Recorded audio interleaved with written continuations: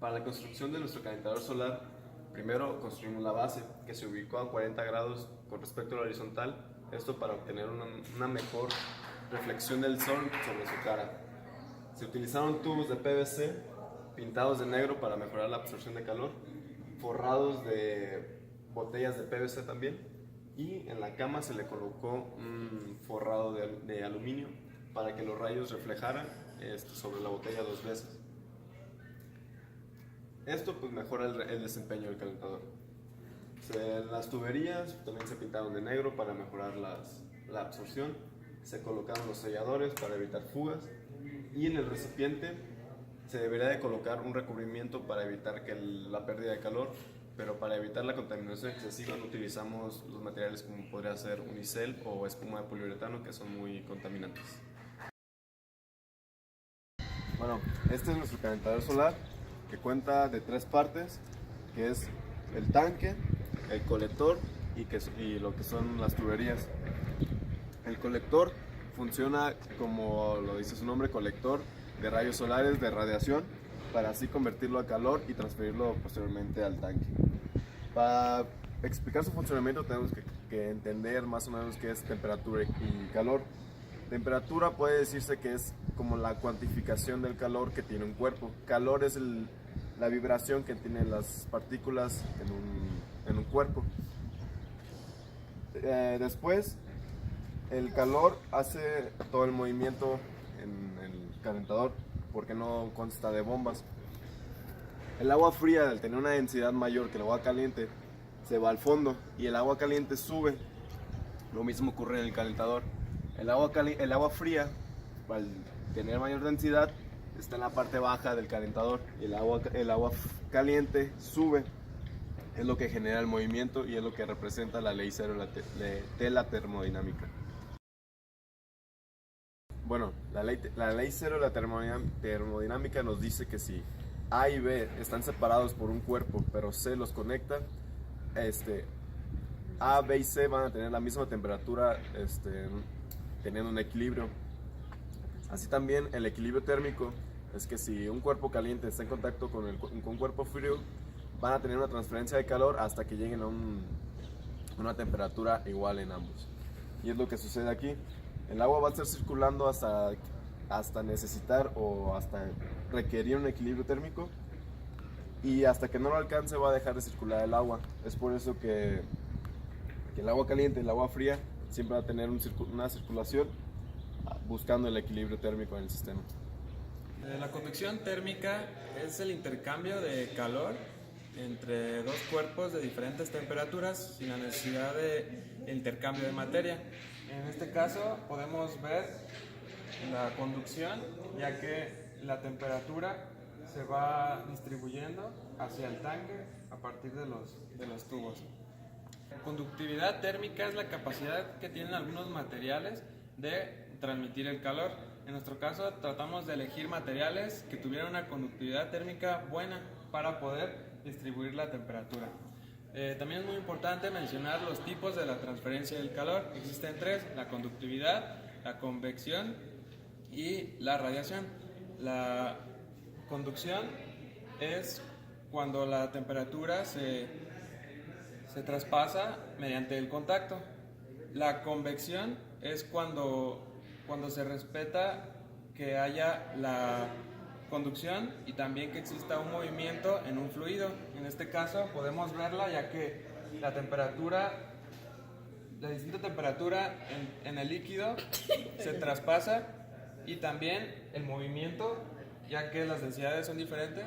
Entonces podemos ver ahí la convección. También observamos la radiación, ya que la luz solar emite ondas, lo cual nos da un cambio de temperatura. La capacidad calorífica es la energía necesaria para aumentar la temperatura de una sustancia en específico. Es importante mencionar que esta propiedad depende también del volumen de esta sustancia. Por ejemplo, en una piscina, ya que es mayor cantidad de agua, va a tener una mejor capacidad calorífica. En nuestro caso tenemos un recipiente de 20 litros, por lo cual nos da una excelente capacidad calorífica. Bueno, la expansión lineal en nuestro calentador se da principalmente en los tubos. La expansión lineal consiste en que cuánto se desplaza el tubo de su posición original.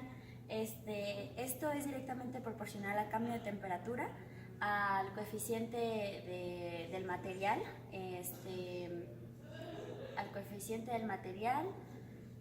al cambio de temperatura, y tenemos que también saber su posición inicial, su longitud inicial. Teniendo estos resultados, estas mediciones, podemos saber que se desplazó 1.04 milímetros y tuvo un esfuerzo térmico de 726.57 newtons. Esto fue debido a que nosotros tuvimos una gran variación de temperatura. En la mañana medimos 16 grados y por la tarde habíamos medido 42. Lo que experimentó nuestro sistema fue un cambio fuerte, y por eso es que el número nos aparece tan grande. Ok, son las 9 de la mañana y la temperatura es de 16 grados. Son las 3 de la tarde y la temperatura del agua está en 43 grados. También podemos saber la expansión térmica de volumen, pero esta se mediría en nuestro tanque.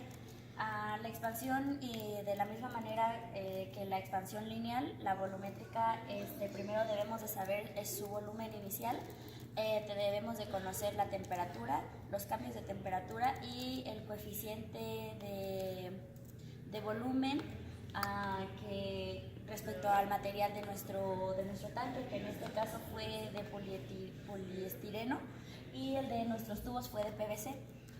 Lo que nos dio de resultado fue que se expandió nuestro tanque 1.07 por 10 a la 4 metros cúbicos, lo que nos dice que fue muy poquito lo que se expandió. También nos dice nuestra expansión lineal que fue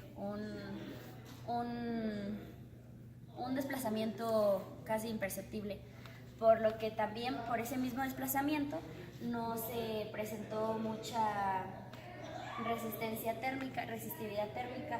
Esta es la que tiene el sistema, la que experimenta el sistema cuando está mucho tiempo expuesto a las diferentes transmisiones de calor. La que está expuesta a las diferentes transmisiones de calor nos dio de 1.4 por 10 a la menos 3.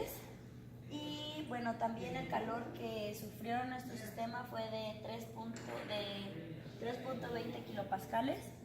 Y por último, la corriente de calor que experimentó a una temperatura más o menos de 26 grados fue de 4.165.89 watts.